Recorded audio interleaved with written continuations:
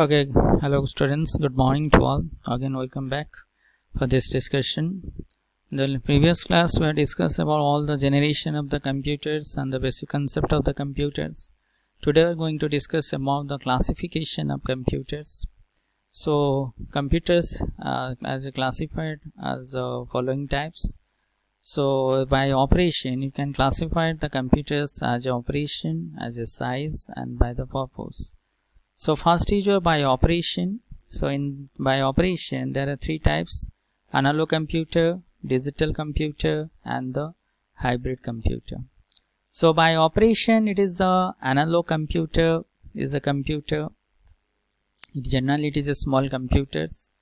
Its memory capacity is very less, but it is useful in the complex calculation because it converts any physical quantities into the signal form, and in the any digital form also. So it is in the signal form. So complex calculations are used in case of the analog computers. Look, look here. This is the analog computer, and this analog computer where this is a signal representation. That means it converts any physical quantity into a signal form, and this analog computer is used for your complex calculation generally.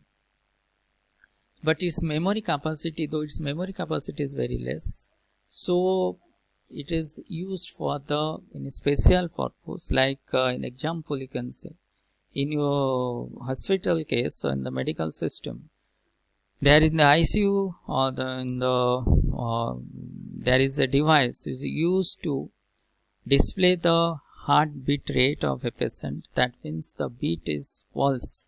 The heart pulse is converted into the signal form, that is into a physical representation. So that is the analog computer, the job of that analog computer. And what about the digital computer?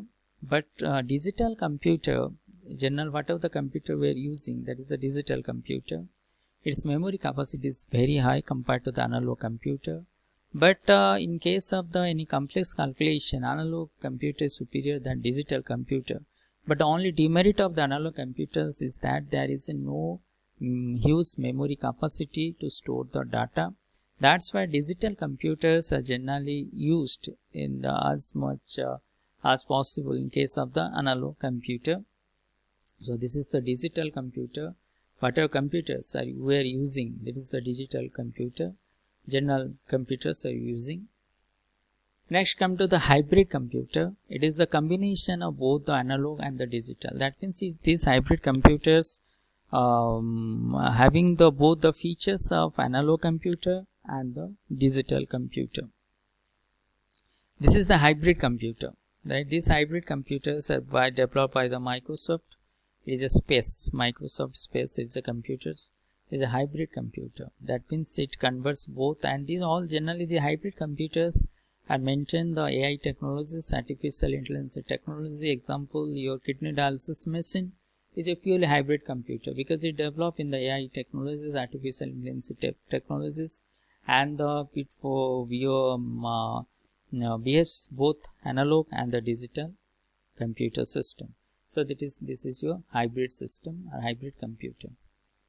Next is you can classify your computer by size. That means your microcomputer, mini computer, mainframe computer, and your supercomputer. So first is your microcomputer.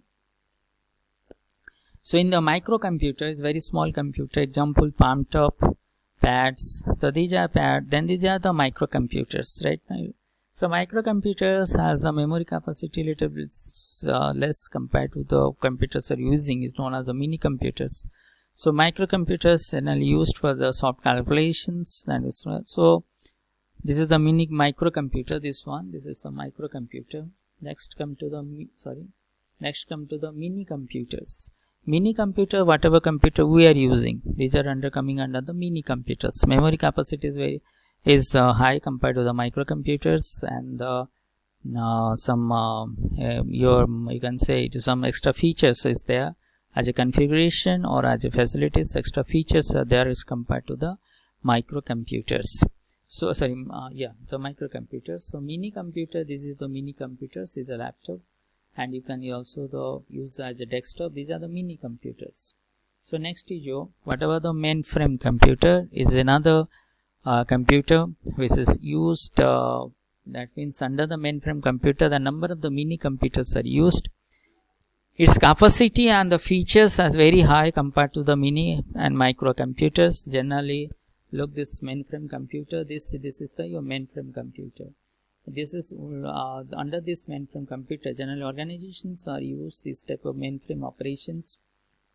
This is one type of big server, like, and this under this computer huge amount of the mini computers are connected with this mainframe computer, and the data will also the store or manipulated by this computer when receive the request as dependent of sent by the number of the mini computers.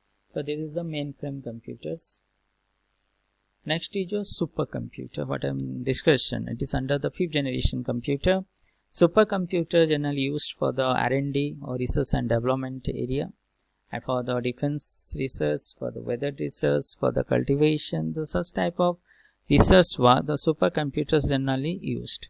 So looks like this supercomputer. This is the supercomputer under the version of the Param. It is the Indian supercomputer Param, and it is known as the SIBA. It's placed in the BHU, Banaras Hindu University.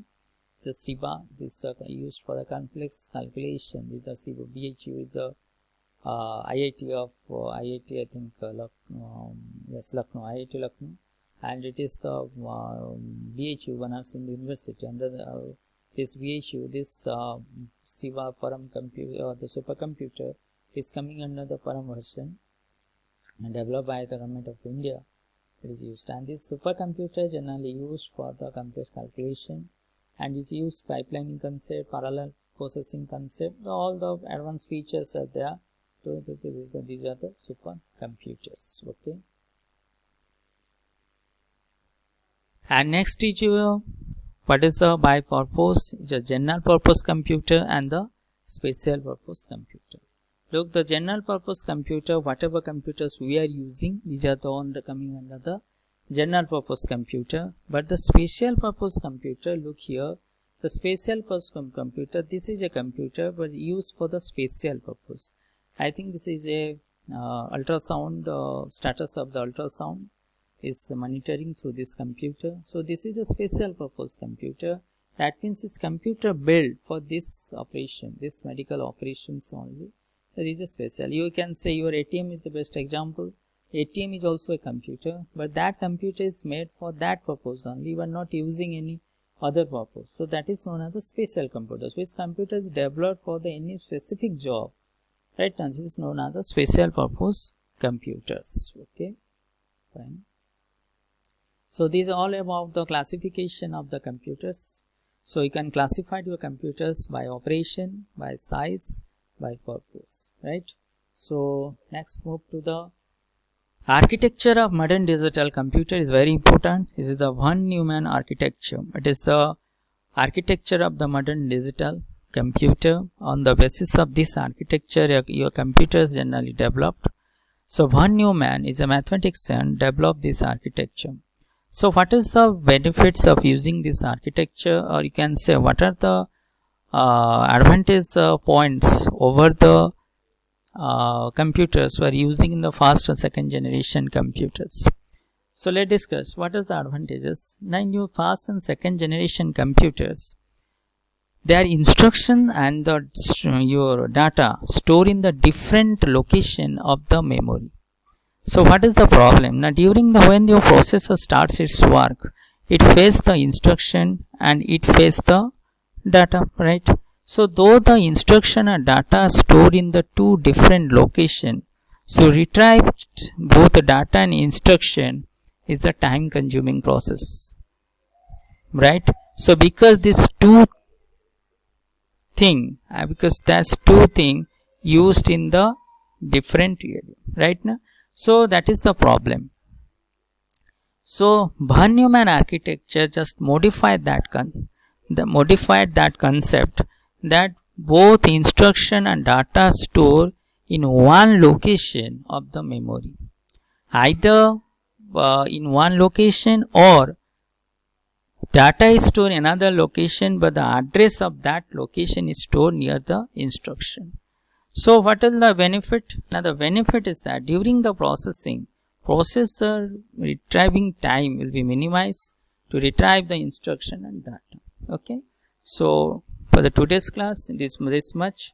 For next class, we are going to discuss about this Von Neumann architecture as a details. Okay. Thank you.